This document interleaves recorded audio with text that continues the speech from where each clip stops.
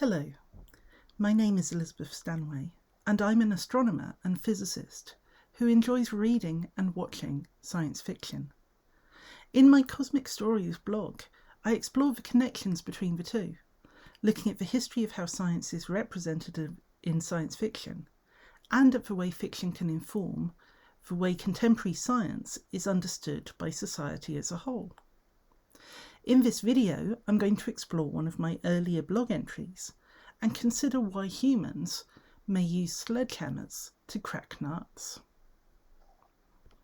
Since the dawn of the space age, humanity has dreamed of pushing ever farther, exploring the universe around us, but has run aground on the limitations of human technological progress and the vast cost of such an endeavour. One response from writers of science fiction has been to reimagine humanity as a species of opportunist engineers, able to adopt, understand, modify, and often improve upon alien technologies. This activity, known as retroengineering or reverse engineering, has some real-world precedents. But to what extent are they applicable elsewhere? Perhaps the most common science fiction scenario in which alien technology is adapted by humans is one in which they salvage the debris, detritus, or ruins of alien technologies. Here, the aliens themselves have little or no input into the process of salvage. Human scientists are required to reconstruct the technology based on contextual evidence or by direct inspection. Alternatively, the equipment is simply used based on guesswork of hey, it looks like a weapon, so why not point it and push the button variety. Examples of this type are numerous and range across a broad spectrum in both scope and plausibility. They also started early. The War of the Worlds by H.G. Wells littered London and the home counties with defunct Martian machinery.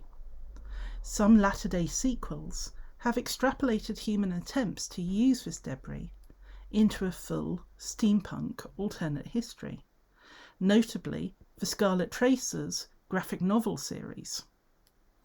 However, most descriptions of this adaptation process are vague and suggest the need for some insight from captured or surviving Martians. In this case, the human investigators also had the advantage of seeing the technology in action rather than having to infer its function from form alone. It's interesting to note that both the idea of retroengineering this technology and a recognition of its risks goes all the way back to Wells himself. The novel's epilogue notes that the generator of the heat rays remains a puzzle. The terrible disasters at the Ealing and South Kensington laboratories have disinclined analysts from further investigations. Rather understandably, I feel. The idea of humans exploiting alien salvage has recurred in science fiction ever since. In the novel Marrow by Robert Reed, humans take ownership of a huge and abandoned alien construct, one large enough to hide an entire Mars-sized planet in its core. They use this ship to transport and house other alien species, exploiting its inbuilt technologies. In this case, much of the drama relates not to the early stages of first contact with the ship and its investigation, but instead to a much later exploration of its hitherto unsuspected internal features.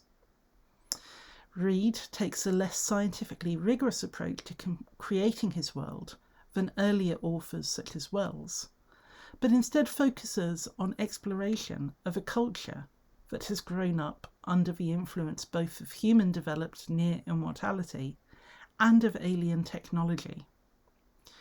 Not every salvage technology is on the megastructure scale, however. A still titanic, but less astronomically scaled, alien artefact is the humanoid mecha in Sylvain Neuvel's Themis file series. This device, a huge robot controlled by the physical movements of beings enclosed within it, was sundered into a number of parts and scattered across the Earth in antiquity. Across 3 novels, Neuvel follows the efforts of a human team to trace and reassemble the components, and then to control and ideally understand the robot produced, while also exploring its origins. In terms of the process of retroengineering, the approach here is very similar to that of the long-running film and television series Stargate, including Stargate SG-1. In that series, a human military organisation becomes expert in the exploitation first of the abandoned technologies of the alien Gua-Uld, described as responsible for the Egyptian pyramids, and then of the ancients who originated the Atlantis myth. The uses being put to alien technology in the Themis files and Stargate are very different. In both cases, though, government-funded teams of human scientists and engineers strive to understand the underlying principles of the alien equipment. But its technology is still essentially exploited on a trial and error basis. There is no real prospect of recreating the devices in question or replacing them should serious damage occur. Here, humans are shown using great ingenuity and deploying cutting-edge science, but nonetheless are ultimately doing little more than scraping around the edges of a technology that lies beyond their reach. In parallel to these virtuous and scientifically driven endeavours, there is also a strand of science fiction that takes a more cynical view of human nature. In such stories, humans are shown as profit-driven scavengers, using alien technology with little or no understanding of its principles, and very little attempt to develop such understanding. This attitude can be seen in the novel Roadside Picnic by Arkady and Boris Strugatsky. Written in the Cold War Soviet Union, it has a near-contemporary setting, but describes a world that has been shaken by the sudden creation of lethal zones of contamination that result from a fleeting alien visit. A research organisation exists outside at least one such zone, sending official missions in to recover discarded alien devices for investigation.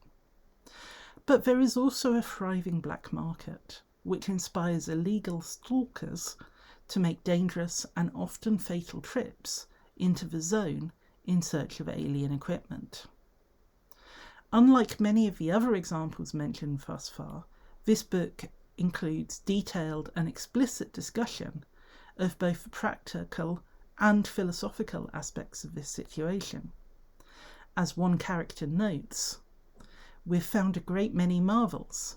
In a number of cases, we've even learned how to adapt these to our needs. We've even gotten used to them. There are a number of objects for which we have found applications. We use them, although almost certainly not in the ways the alien intended. I am absolutely convinced that in the vast majority of cases, we're using sledgehammers to crack nuts." The premise here is that simply figuring out a use for an alien technology is not the same as truly understanding it, and that without guidance, humanity may end up doing the equivalent of using nuclear fuel rods as a blunt object to hammer nails. A related concept to technology as salvage is that of alien technology presented as a deliberate challenge. Again, in this case, humans are required to interpret technical equipment or notation without assistance from its alien originators, or alternatively to make use of the resources around them for that purpose. However, in this scenario, doing so forms part of a test, giving successful humans, or indeed any other alien, access to additional resources or even access to an entire interstellar community. The Star Trek universe features examples of this trope, with a memorable instance being the episode Arena, in which an alien race pitched representatives of two other species, humanity and the Gorn, into a battle for survival, which requires technical knowledge and ingenuity to improvise a weapon. An interesting example of a more advanced and slightly less serious alien technology test can be found in the American radio drama anthology X-1. The episode Double Dare was broadcast in December 1957 and was based on a short story of the same name by Robert Silverberg, which had appeared in Galaxy magazine the previous year. In this story, two human engineers get into a barroom argument regarding whether human or Domerangi technology is superior. The result is a competition in which they and a pair of alien engineers from the planet Domerang 5 are separately required to reproduce technologies that they are shown. Whichever race is able to complete all the challenges will be acknowledged as the superior engineers. I won't give away the ending, but it's clear that the engineers consider the reverse engineering of a device based on inspection alone a fair and achievable challenge. Reverse engineering the work of rival companies, if not planets, has long been a normal part of industrial and technological development. Whether simply by inspection or through dismantling and reconstructing devices, engineers and scientists have been able to produce copies and thus catch up with the competitors. The same basic principle also applied to military technology for much of the Cold War period, where espionage was unable to extract the original plans for innovations. Teams worked on studying the physical objects, or even just photographs of them, in order to deduce the underlying principles and their new applications. There have also been instances of science fiction being used as the subject matter for retroengineering. It is well known that designers of both modern telecommunications and medical equipment claim to have been inspired by devices shown on the screen in television series such as Star Trek, for example. Although it's debatable whether this inspiration is anything more than cosmetic. After all, science fiction as a genre exists to consider future developments through logical extrapolations from the present. As such, it's hard to determine whether devices with the same functionality would have been developed regardless of the fiction, as the original authors believed. However, there's an important caveat to consider here. All the practical examples of retroengineering that we can point to in the real world have involved humans interpreting technologies based on mutually understood scientific principles, with a common set of electronic components and circuit conventions, and a similar level of technological development. This is a very, very different scenario to most science fiction examples of retroengineering, which are described as more akin to handing a defunct smartphone to an engineer from the early 19th century. The smartphone represents a technology so far divorced from the early stages of industrial development that neither its function nor its microscopically small components would be comprehensible based on visual inspection alone. This kind of scenario was discussed by science fiction author and futurist Arthur C. Clarke in an essay in his book Profiles of the Future. Here he asserted that any sufficiently advanced technology is indistinguishable from magic, a principle now known as Clarke's third law. In other words, without the scientific background and history of technological development required to interpret a device, all one can do is shrug and describe its operation as fundamentally unknowable, in the same way that magic cannot be explained. The consideration all science fiction involving retroengineering has to face is to determine what constitutes sufficiently advanced in this context. For example, if our understanding of electromagnetic circuits is already well enough advanced, every circuit we encounter should be based on the same fundamental principles, and thus, in theory, interpretable regardless of its origins. On the other hand, if we are still working on the limits of some deeper and not yet understood theory, it is more than likely that in 2 centuries' time, our understanding will be considered as outdated as that of the early 19th century engineer we encountered earlier. We can also ask deeper questions about the role played by human physiology and psychology in our application of scientific principles. Our technology is shaped by our perception of the world, whether that involves limitations in our detections of certain wavelengths of light, or the approach taken in manipulating fundamental forces. Already here on Earth, research is ongoing into the cultural specificity of scientific knowledge and its implementation.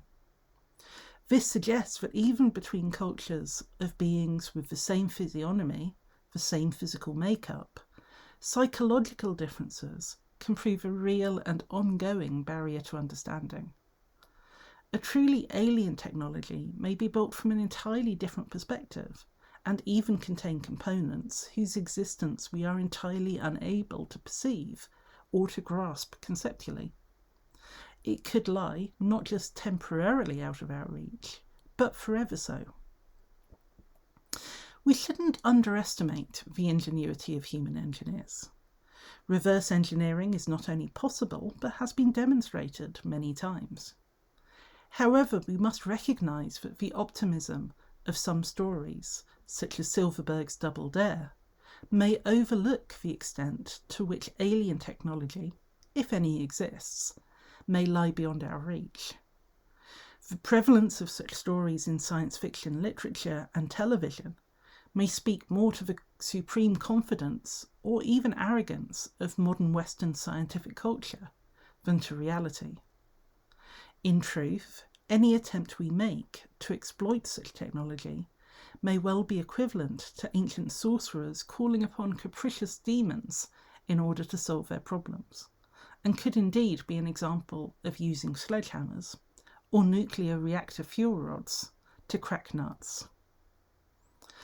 I hope you've enjoyed this video, which was based on an entry in my Cosmic Stories blog from February 2022. I post a new blog entry every 2 weeks.